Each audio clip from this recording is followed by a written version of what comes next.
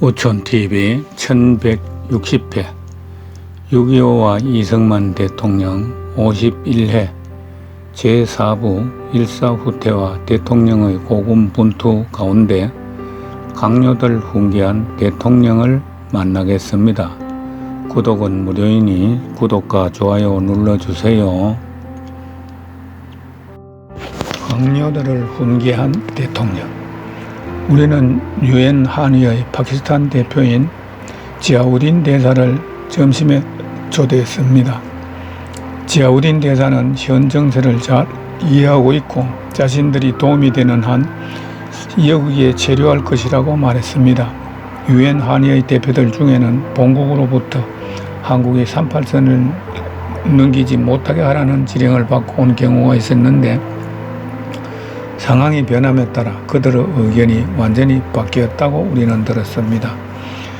내무장관 조병옥 박사가 최근 유엔에 제출한 성명서를 준비한 바 있는데 그 성명서의 취지는 정부와 의사와 부합되는 것이지만 개인의 의견이라고 대통령이 지아우딘 대사에게 설명했습니다.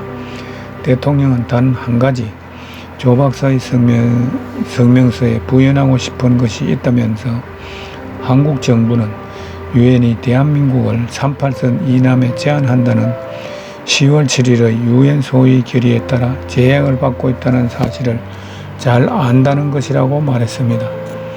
조 박사도 요청한 바와 같이 대한민국을 38선 이남에 국한시킨다는 제한 조건을 제거해달라는 우리 정부의 요구가 유엔에 협력하지 않겠다거나 심지어 유엔의 결정에 한국이 반항한 것으로 해석되고 있을지 모릅니다.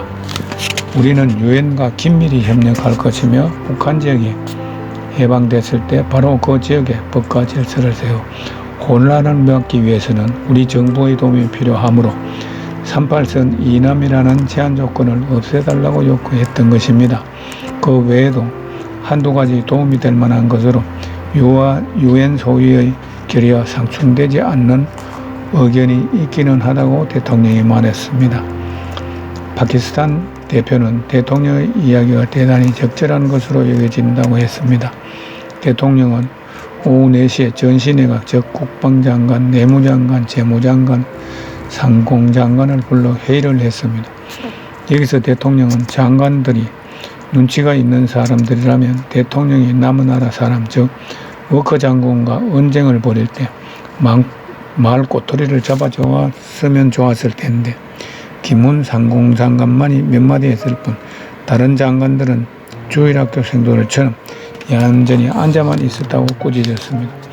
장관들도 나름대로 몇 마디 더 했더라면 워커 장군의 비난에 대응하는 데 도움이 되었을 뿐만 아니라 워커 장군과 무초 대사에게 우리의 입장이 어떤 가치를 더 잘 알려줄 수 있었을 텐데 그렇지 못했다고 했습니다. 만일 우리가 우리 입장을 밝히지 못한다면 결국에는 미국 사람들과 우리 국민들의 비난의 대상이 될 것이라고 대통령은 설명했습니다. 저기 인천 앞바다에 머물고 있는 빈 상륙용 전함들은 무엇을 위해 대응하고 있으며 왜 미 8군의 일부는 대구로 옮겨가고 있는지를 물어볼 수도 있었을 거 아니요. 또한 여러 가지 다른 의문이 국민들의 마음속에 가득 차 있는데도 해답이 없지 않느냐면서 모든 정세는 미군이 후퇴하는 것을 보여주는데 오로지 말로만 남아서 버티겠다고 하느냐고 따질 수도 있는 문제라고 대통령이 덧붙였습니다. 도대체 우리는 어느 것을 믿어야 한단 말인가? 우리는 이 문제에 대한 대답이 필요합니다. 이 문제는 우리 국민의 생사를 판가름하는 것입니다. 만일 유엔군이 후퇴할 작정이면 왜 솔직히 그렇게 털어놓고 우리에게 무기를 주어서 최후의 결전을 우리라도 할 수 있도록 하지 않는가? 우리는 유엔군들이 한치 두치 뒷걸음질 치면서 물러가다가 나중에는 전체적으로 철수를 해버리고 우리 국민과 국군을 중공군의 마음대로 희생되도록 해서는 안 된다는 말입니다. 우리는 우리 국민과 국군이 어떻게 될 것이냐 하는 문제를 신중하게 고려해서 무엇을 가지고 싸울 것인가를 고민해야 합니다. 11일 오후 2시에 무초 대사가 대통령을 찾아와 워싱턴에서 온 몇 가지 비밀 전문을 보여주었습니다. 한국 정세가 그렇게 나쁘지 않으며 미국은 전력을 다한다는 것을 지적하고 있었습니다. 그래서 대통령은 지금 로마는 불타고 있는데 미국과 유엔이 하는 것은 말뿐이라고 비꼬았습니다. 소련은 지금 임전태세를 갖추고 있으므로 태도를 분명히 하지 않는다면 소련이 참전해 올 것이라고 했습니다. 미국 여론은 공산당과 요하는 것을 반대하고 있지만 만일 유엔이 중공과 무슨 협상을 하기로 작정한다면 미국이 할 수 있는 은 무엇인가? 영국은 지금 미국과 이견을 달는데 그것이 현 정세에서 제일 큰 약점이고 또 소련은 이 사태를 잘 이용할 것입니다.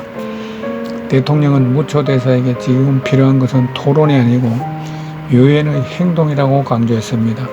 여기저기서 서성거리고 있는 사이에 우리 국민은 수천 명씩 학살되고 있다는 뜻입니다.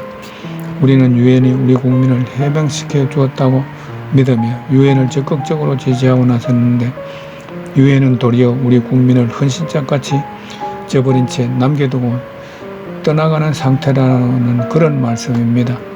미국 속담으로 우리를 마치 뜨거운 감자나 내팽개치듯 하고 있다는 것입니다. 무초 대사는 대통령의 흥분을 진정시킬 수가 없었습니다. 오후 3시에 기자회견이 있었습니다.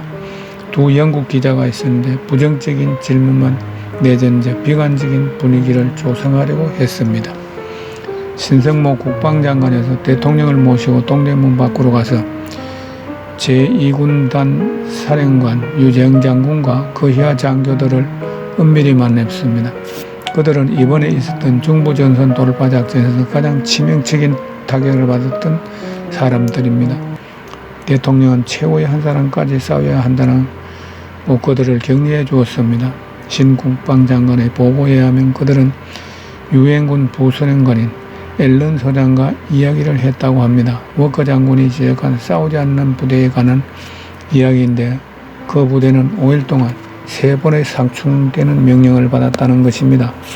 처음에는 남하하라는 명령을 받았고 다음에는 동으로 이동하라고 했답니다. 3번째는 서북방으로 이동하라고 했고 4번째는 서북방으로 가서 미팔군과 합세하라는 명령을 받았다는 것입니다.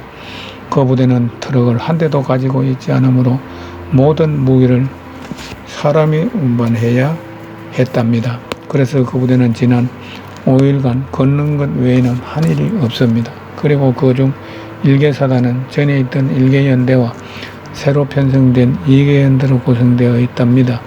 그 가운데 한 연대는 개성에 가서 대기하라는 명령을 받았고 사단당은 2연대 그것도 1만 명의 병력이 아닌 겨우 6천 명만 희하에 갖게 되었답니다.